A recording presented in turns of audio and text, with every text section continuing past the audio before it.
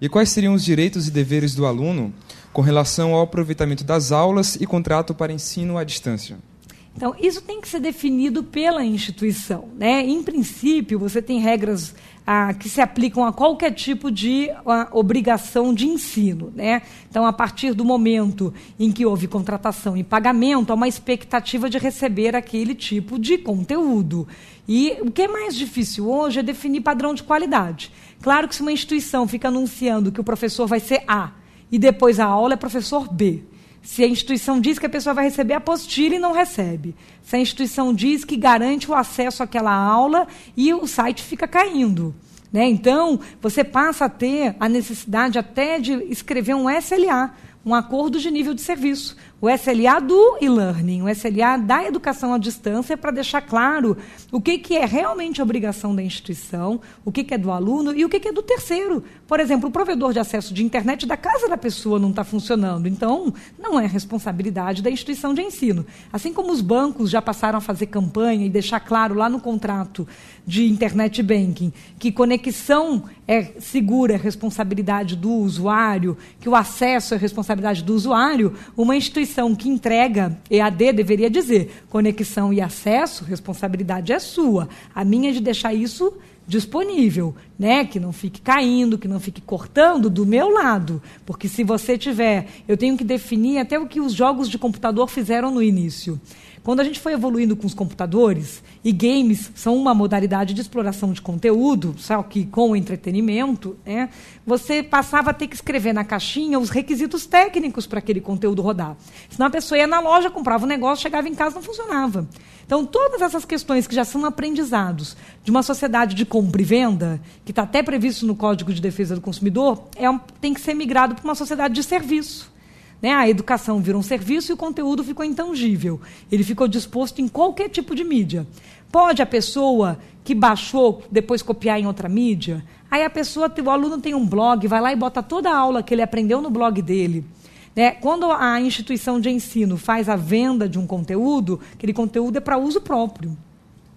Não pode esse aluno também sair publicando por aí e todo mundo poder copiar. Se essas regras estão claras... Mas é interessante que a instituição prescreva isso. Prescreva não. É interessante que a instituição diga isso. Claro, por escrito, exatamente.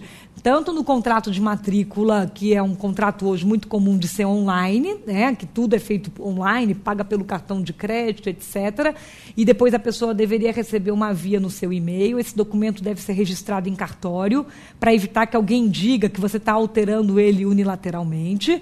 Nesse contrato de matrícula, depois você pode ter um termo de uso do próprio ambiente e um SLA de nível de serviço.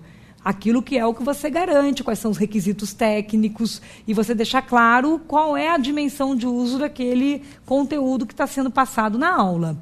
Mas é muito importante a instituição de ensino alinhar isso com o próprio grupo de professores, porque é comum hoje, e tem muito caso na justiça brasileira, da instituição responder, porque foi o professor que colocou um material que ele não tinha legitimidade, o professor não entregou aquilo que a instituição fez propaganda.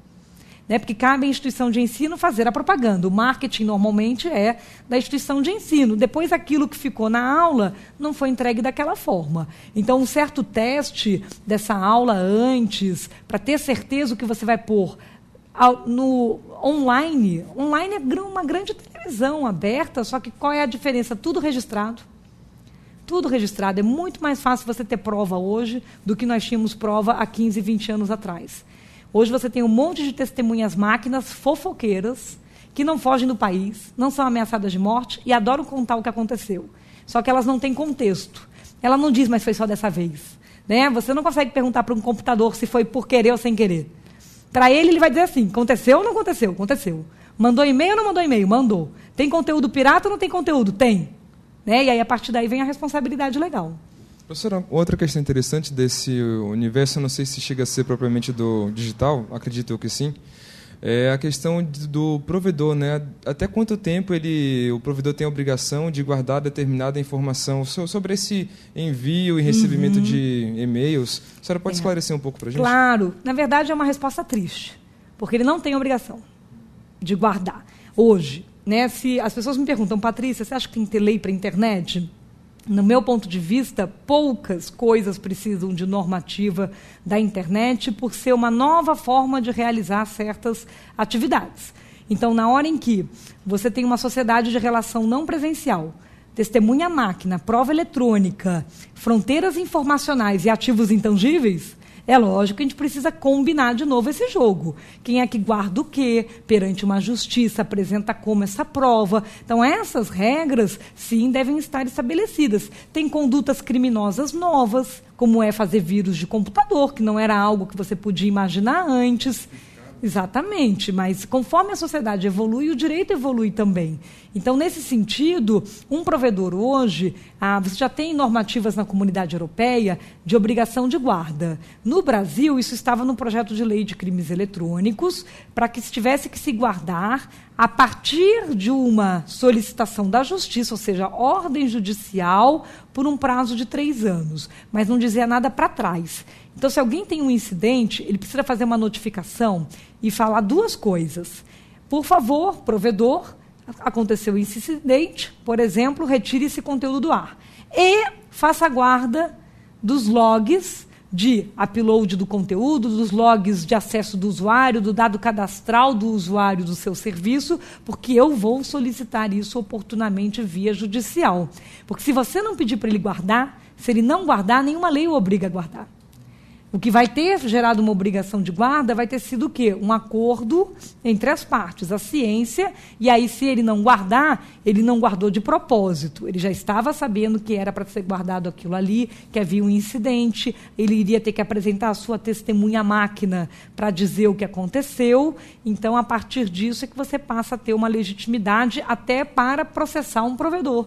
Quer dizer, o provedor sabia, foi notificado formalmente e mesmo assim não guardou.